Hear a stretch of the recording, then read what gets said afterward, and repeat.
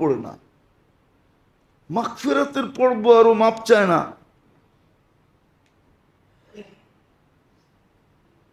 বললে তো মনে হয় হাত উঠাইতে পারবে না যে আমি এই 3 দিনে 200 বার মাপ চাইছি, ডেলি 200 বার, সকালে 100 বার, বিকালে 100 বার ইস্তেগফার করছি।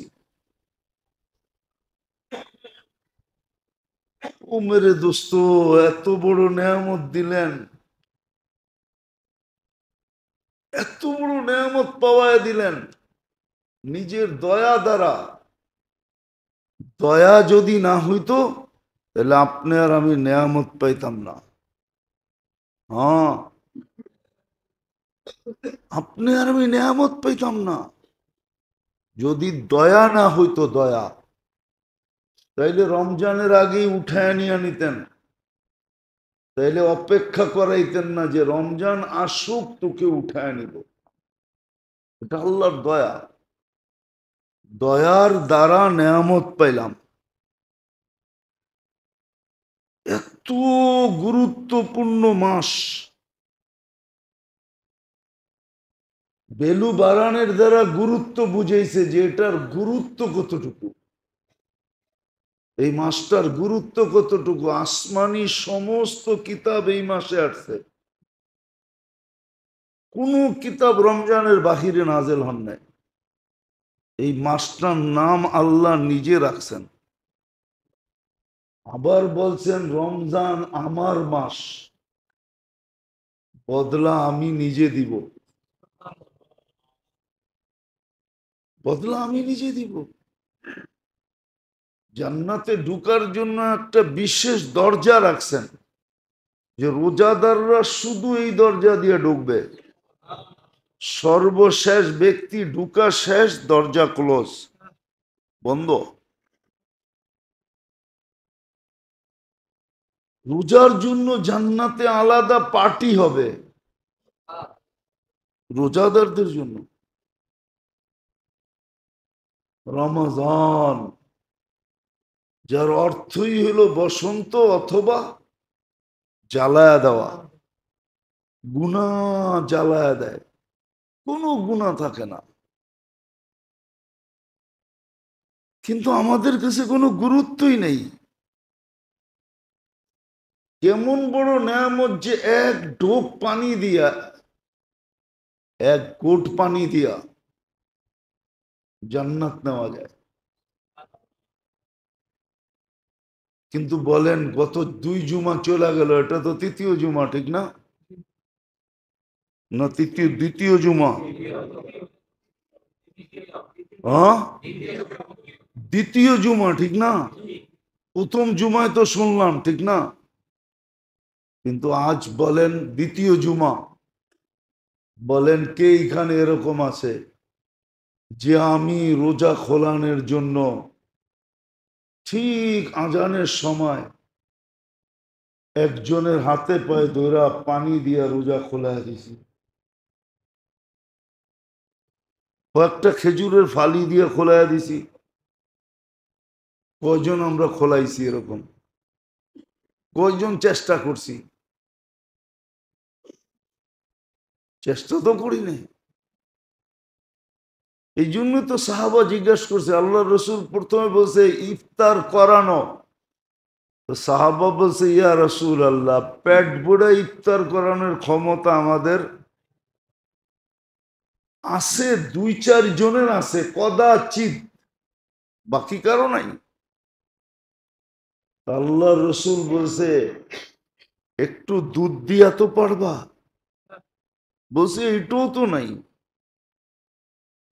ওনা তারপরে বলছে খেজুর দিয়া তো পারবা? বলছে খেজুরও তো সবার কাছে হয়ে ওঠে না। বলছে তাইলে একটু দুধ? বলছে এটাও সবার কাছে নাই। তো চতুর্থ বারে বলছেন যে তাইলে এক ঢোক পানি, এক ঢোক পানি। বলেন আমরা কয়জন রোজাদারকে রোজা খোলানোর জন্য চেষ্টা করছি? ঢাকা শহরে তো সহজ, আজান যখন হইতে থাকে তো শত মানুষ রাস্তায় দৌড়াইতে থাকে, একজনকে দৌড়া দাঁড় করায় দিলেই হয়। লবাই যাবি তো সামনে, ভাবলাম পেট ভরেই তো খাইতে হবে ইফতারি, কিন্তু আমার কাছে তো নাই, এই পানিটা দিয়ে কমসে কম খুইলা লাও। এই অনুরোধটা কয়জনে করছি বলেন তো? নেয়ামতের উপলব্ধি আমাদের কাছে নাই। আমরা চিৎকার দিতেছি, মিডিয়ায় কথা যাইতেছে, কিন্তু জুলুম কমতেছে না। রমজানে জুলুম 11 মাস করে করে, রমজানে জুলুম।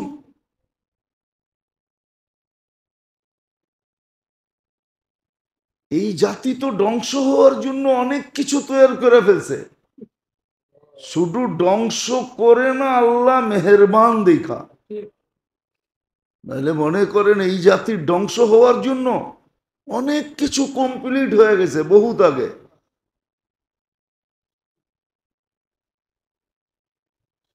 আমার জাতি ধ্বংস হওয়ার জন্য বহুত কিছু কমপ্লিট হয়ে গেছে, কমপ্লিট হয়ে গেছে, কমপ্লিট। পেপার পত্রিকা আমার চেয়ে বেশি আপনারা দেখেন। রমজান হইলে কি হবে? ডিশের লাইন তো কারো ঘরে বন্ধ হয় নাই। টেলিভিশন তো কেউ 1 মাসের জন্য কাবার পড়ায় নাই, যে 1 মাসের জন্য কাবার পড়ায় দিলাম, এটা তো কেউ করি নাই, করছি? ডিশের লাইনও তো বন্ধ হয় না, মিডিয়া তো আমার চেয়ে বেশি আপনারা দেখেন। ধ্বংসের জন্য সবকিছু হয়ে গেছে, কমপ্লিট করে ফেলছি, কিন্তু করে না হয়তো দয়ার কারণে, অঙ্গীকারের কারণে, যে আপনার উম্মতকে সমূলে ধ্বংস করব না, নাইলে দেশকে দেশ ধ্বংস করে দেওয়া উচিত। রমজানও জুলুম। যে মেয়েটা মারা গেল, ওর সাথে যা হইল, আপনি বলবেন আমি তো করি নাই। আরে আপনার মানুষ তো করছে, আপনার জাতি তো করছে, আপনার সমাজেলারা তো করছে, আপনার দেশালারা তো করছে, তাহলে আপনি করেন নাই কোত্থেকা? আপনার জাতি তো করছে। আর রমজানে জুলুম,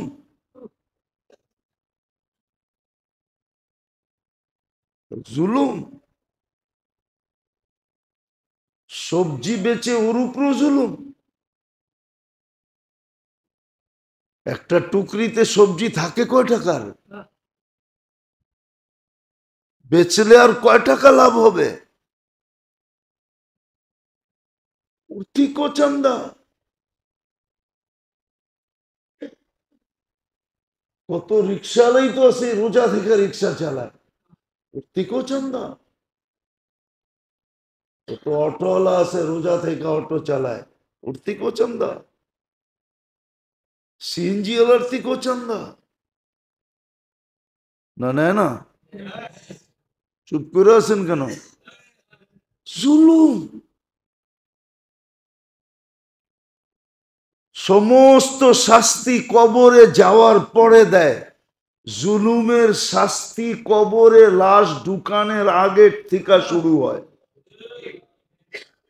এটার প্রমাণ কিতাবে শত আছে, গত জুমায়ও আমি বলছিলাম মনে হয়, হিশাম ইবনে মারওয়ানের কাহিনী। আজ্জালা লাহুল উকুবা, ওর শাস্তি কবরে দেওয়ার আগের থেকে শুরু হয়। কালকে কি চেহারা দেখাবে আল্লাহকে? জুলুম। আগুন পেটের ভিতরে ভরতেছে, কোনো দ্বিধা নাই। বরং আমরা বললে, আমরা যে বলতেছি না জানি কোন জায়গায় রোশানলে পড়ি, যে মলবি চিল্লায় বেশি, অথচ ওর ভালোর জন্য বলতেছি। ওর ভালোর জন্য বোঝানো হইতেছে। জুলুম এরকম রমজান মাসে 11 মাস না নাইলে করতো, 1 মাসে না হইলে না করতো। আপনি মনে করেন মনকে বুঝানো যায় না। বাজারে এখনো উপচে পড়া বীর হয় নাই, শেষ 10 দিন উপচে পড়া বীর হবে। আমি তো ভাবি গজব কেন আসে না, আসা তো উচিত ছিল। শেষ 10 দিন নাজাতের, শেষ 10 দিন নাজাতের। উচিত তো ছিল নাজাত পাওয়ার জন্য ধর্ণা দেওয়া, অন্বেষণ করা, অন্বেষণ করা দরকার ছিল, ধর্ণা দেওয়া দরকার ছিল। যে অন্বেষণ করবে, ধর্ণা দিবে। কেননা শেষ 10 দিনে যদি কাম না হইল, তাহলে 3 জন এক হয়ে যাবে। 3 জন এক হয়ে যাবে। 3 জনের এক কথা। ডংসহ কই ব্যক্তি রমজান পাইল, মাপ পাইল না। তাইলে বলেন, ওর ধ্বংস হওয়ার ভিতরে আর সন্দেহ কোথায় থাকে আপনার? আছে কোথাও সন্দেহ? আছে? চিরদিনের জন্য ধ্বংসপ্রাপ্ত। উচিত তো ছিল শেষ 10 দিনে পুরুষ থাকবে মসজিদে, পুরুষ থাকবে, মা বোনরা ঘরের ভিতরে এতেকাফ করবে, সবাই অন্বেষণের একটা পরিবেশ তৈরি করবে। যে বুক হরতাল, আমরণ অন্বেষণ করলাম আপনার ঘরে বৈশা, নাজাত দিবেন না তো দিবেন না কেন? ওই পরিবেশ তৈরি হতো। বাজারে কোনো ভিড় হইতো না, বরং উচিত তো ছিল প্রত্যেক ব্যবসায়ী, বাজারওয়ালা, মার্কেটওয়ালা বিরাট বড় সাইনবোর্ড টানায় দেওয়া উচিত ছিল যে 20 তারিখের পরে এই মার্কেট খোলা থাকবে না, যার নিতে হয় 20 তারিখ পর্যন্ত নেও। 20 তারিখের পরে আমাদের মার্কেট খোলা থাকবে না, 10 তারিখের পরে আমার দোকান খোলা থাকবে না, 20 তারিখের পরে ব্যবসা হবে না। প্রাইভেট ওয়ালারা ছুটি দিয়ে দেওয়া দরকার ছিল, সরকার দেখান না দেখ। প্রাইভেট সেক্টর 20 তারিখে কি ছুটি হয়ে যাওয়ার কথা ছিল। হ্যাঁ, দরকার হলে ঈদের পরের দিন খুলে ফেলতো, তাতে কোনো আপত্তি ছিল না। কেননা রোজার ঈদ তো একদিন শুধু, কোরবানি ঈদের মতো তো 3 দিন না, একদিন, পরের দিন খুলে ফেলতো, কোনো আপত্তি ছিল না। কিন্তু শেষ 10 দিন তো উপচে পড়া বীর হবে।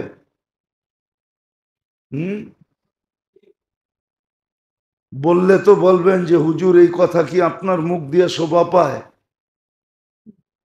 হুম হুম সব সেলসম্যানরা তো অপেক্ষায় আছে, শেষ দশক কবে লাগবো আর আমরা চেহারা কবে দেখবো। ওরা তো বিভিন্ন চেহারা দেখার দিকে অপেক্ষা করতেছে, ঠিক না? রাগ হয়ে গেলেন? না, মনে হয় রাগই হয়ে গেলেন। ওরা তো অপেক্ষা করতেছে যে উপচে পড়া ভিড় হবে, সব ভাঙ্গা পড়বে, কার বাড়িতে কিরকম আছে, কিরকম চেহারা, ওটা দেখার জন্য অপেক্ষা করতেছে। নাইলে এরকম ভাঙ্গা পড়বে কেন? রাত দিন 24 ঘন্টা মার্কেটে কিনবে একটা পোশাক, 10 দিন পর্যন্ত মার্কেটে ঘুরতেছে। জিজ্ঞাসা করলে কয় চয়েস হয় না। পরে চয়েস এরকম একটা হয়, যেটা পয়রা বাইরিলে সবাই মুস্কি মুস্কি হাসে, কিছু বলে না, কেননা পয়সা আলা তো বলবে কি। কিন্তু বাহির হইছে এরকম একটা পয়রা, সবাই দেখা মুস্কি আসে। কিন্তু কেউ বলে না, লজ্জায় বলে না, অথবা ভয়ে বলে না। নাহলে মাঝে মাঝে দেখেন আপনি মাঝে মাঝে দেখেন, কিন্তু আমরা দেখি মাঝে মাঝে দেখা যায় পোশাক আশাক যা পড়া বাইরে, মাঝে মাঝে দেখা যায় যে এটা কি, কিন্তু কেউ কিছু বলে না ভয়ে, নাইলে বলতো। শেষ 10 দিন মার্কেটে উঠছে পড়া বীর, অথচ রমজান এত বড় নেয়ামত যে শুধু 1000 মাস না, 1070 মাস না, 1000 বৎসর বললেও কম হবে। 1000 বৎসরের কামাই ছিল, 1000 বৎসরের কামায় কামায় কামায় নিতে পারত। চিরদিনের জন্য মালা পড়তে পারত, জাহান্নাম থেকে মুক্তির মালা, গলায় কার্ড লাগায় দিত আল্লাহ। নিজে দেখুক আর না দেখুক, সৃষ্টি দেখত যে জাহান্নাম থেকে মুক্তি, জাহান্নাম থেকে মুক্তি।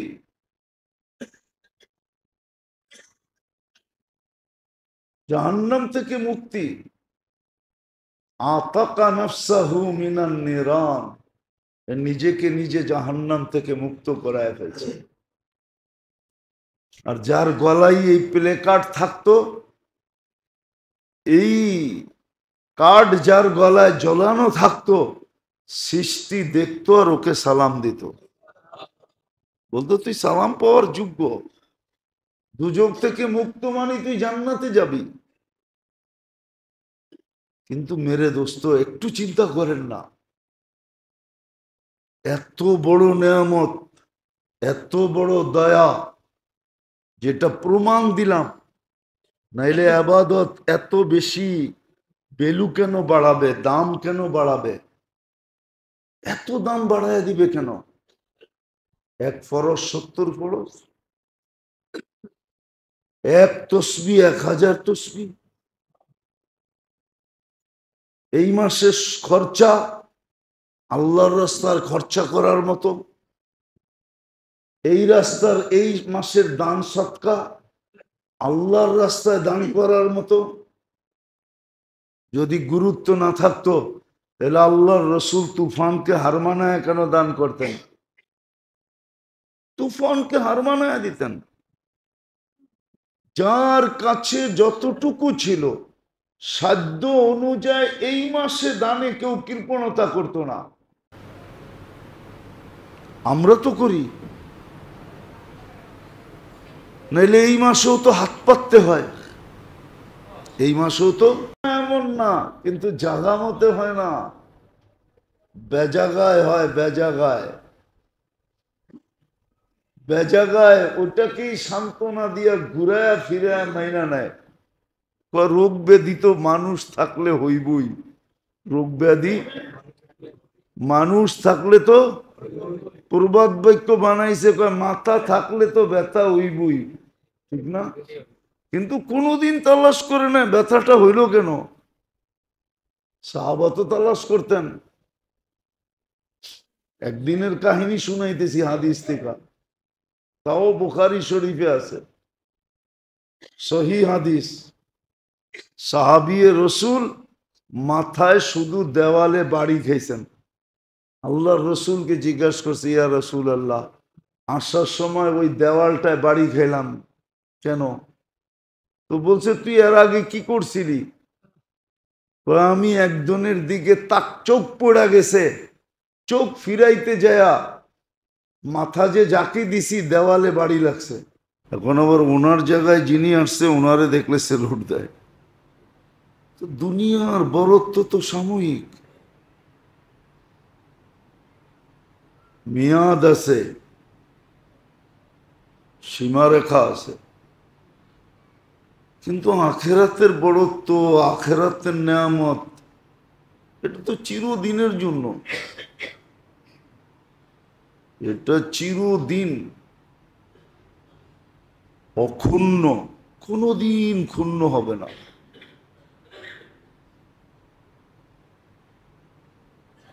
মর্যাদা চিরদিন থাকবে, চিরদিন মর্যাদা থাকবে, স্পেশালিটি চিরদিন থাকবে। তো যেটা বুঝাইতেছিলাম, চিন্তার বিষয় কিন্তু মুসলমানের জীবনে রমজান পাওয়ার সে বড় কোনো নেয়ামত নাই। এটা এই জন্য বলতেছি, এটা একটা মাস তো না। একটা মাস যদি হতো, একটা মাস তো না। সবগুলোই বড় নেয়ামত, সবই বড়, কিন্তু রোজার মতো একটাও না, রোজার মতো একটাও না। আমাদের কাছে তো উপলব্ধিও নাই, মূল্যায়নও নাই, চিন্তাও নাই। আজকে 13 রোজা, কিন্তু 13 রোজা যাইতে চলছে। আজকে 14 তারাবি হবে।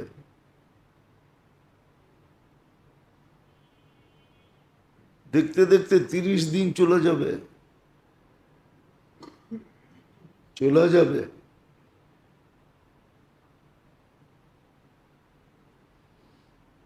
আমাদের কাছে এটার মূল্যায়ন নাই, অনুভূতি নাই, চিন্তা নাই, ভাবনা নাই, অ্যানালাইসিস নাই, যে কত বড় নেয়ামত পেলাম। পিছনের কথা আবারও টাইনা আনতেছি। যদি বড়ই না হইতো, যদি বড়ই না হইতো, তাহলে 2 মাস পর্যন্ত হাত পাইতা কেন বসেছিলেন? আল্লাহ রসুল কিন্তু 2 মাস পর্যন্ত হাত পাচ্ছেন। আপনাকে আমাদের দোয়া শিখাইছেন, বারিক লানা ফি রাজাব বা শাবান। এটা দোয়া ছিল না, এটা তো হাত পাতা ছিল। 2 মাস টানা হাত পাইতা ছিলেন যে আল্লাহ মেহেরবানি করে একটু ছোঁয়া লাগায় দেন, একটু ছোঁয়া লাগায় দেন। কেননা রমজানে যে মোমেন মুসলমান যে মারা যায়, তো বলা যায়, গলা খুইলা বলা যায়, চিৎকার দিয়া বলা যায় যে সিধা জান্নাতে গেছে। কেন? দুজকের দরজা তো বন্ধ, দুজকের দরজা, জান্নাতের দরজা খোলা। এমনকি কবরে মুনকার নেকিরের প্রশ্ন হবে না। কেননা প্রশ্ন তো হয় ডিসাইডের জন্য। কি মনে হয় বোঝেন না? কি ডিসাইড করে? কি ডিসাইড করে? এদিকে যাবে না এদিকে যাবে, ঠিক না? এদিক তো নাই, ঠিক না? দিক আছে কয়টা? কয়টা? রমজানে কয়টা? ওদিকে তো নাই, ঠিক না? ও তো বন্ধ। দিক আছে কয়টা? তাহলে একদিকেই তো যাবে, ঠিক না? প্রশ্ন উত্তরের দরকার তো ছিল ডিসাইডের জন্য, ঠিক না? সিদ্ধান্ত নেওয়ার জন্য, পরীক্ষা করার জন্য এটা কোন দলের, ঠিক না? এখন তো দুজকের দরজা বন্ধ, প্রশ্ন উত্তর পর্যন্ত হয় না।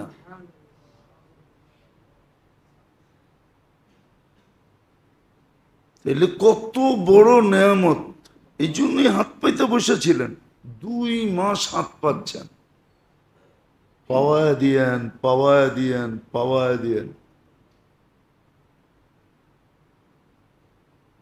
আরো দেখাইলে অনেকগুলো দেখানো যায়। দেখাইতে দেখাইতে আজকে দিন কাটায়া দেওয়া যায় যে কত বড় নেয়ামত। কত বড় নেয়ামত! হাদিস থেকে বলতেছি, হাদিস থেকে কত বড় নেয়ামত যে আপনি নিজে দেখতেছেন আপনার মুখে দুর্গন্ধ,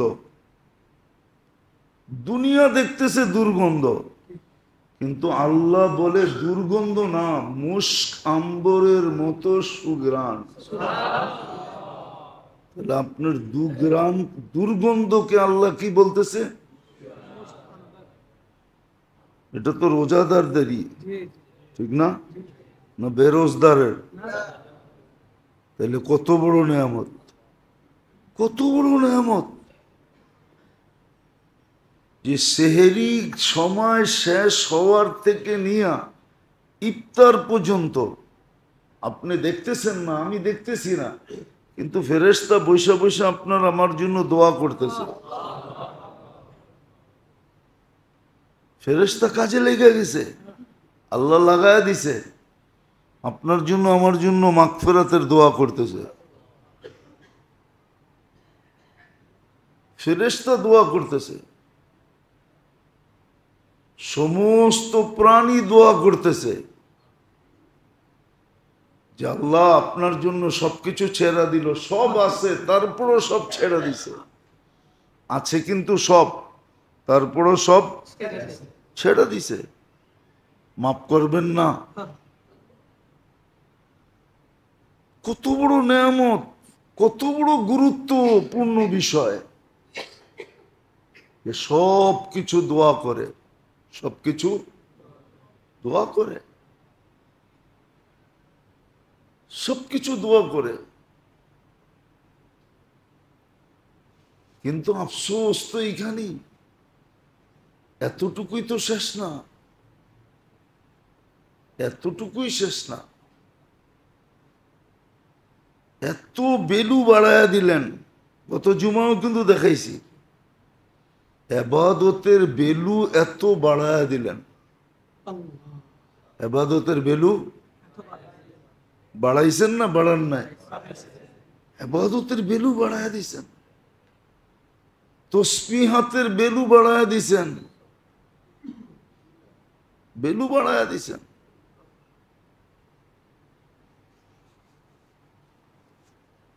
এক পদ্ধতির মাধ্যমে আপনাকে কোরআনের সংস্পর্শে নিয়ে আসছেন। এতগুলা কথা এই জন্য বলতেছি যে রহমতের পর্ব তো চলে গেল, মাগফিরাতের পর্ব তো চলে গেল, রাগ হয়ে যাবেন? হ্যাঁ, তৃতীয় দিন চলতেছে মাগফিরাতের, ঠিক না? হ্যাঁ, আচ্ছা বলেন তো আপনি ডেলি কয়বার মাপ চাইছেন? একজন বলুক যে আমি ডেলি 1000 বার মাপ চাইছি। ইস্তেগফার তো মাপ চাওয়া কি বলে? ইস্তেগফার তো মাপ চাওয়া কি বলে? আপনি বলেন আমি 1000 বার মাপ চাইছি। কখনো ভিক্ষুককে ভিক্ষা দেয় কেন জানেন? জান জান ছাড়ানোর জন্য। জান, ভিক্ষুককে ভিক্ষা দেয় না, প্রথমে এক পায়ে ধরছে, পরে 2 পায়ে ধরছে, পাও ছেড়া হাতে ধরতেছে, আবার জামায় ধরতেছে, আবার পিছে টাইনা ধরতেছে। এরকম অবস্থার থেকে নিজেকে বাঁচানোর জন্য ভিক্ষা দিয়া জান ছুটায় নেয়, ঠিক না? হ্যাঁ, সত্য তো। আপনিও যদি আমিও যদি মাপ এরকম চাইতাম, এরকম মাপ চাইতাম, তাইলে হইতে পারতো আল্লাহ বলতো বন্ধ তো করে না, দিয়া দে, বন্ধ তো দিয়া দে, দিয়া দে, দিয়া দে, মাফ করে দিলাম। জান তো ছাড়ে না, জান ছাড়ানোর জন্য মাঝে মাঝে কি করে? ভিক্ষুককেও ভিক্ষা দেয়, ঠিক না? আমরা তো কেউ 100 বার 1000 বার ইস্তেগফার পড়ি না।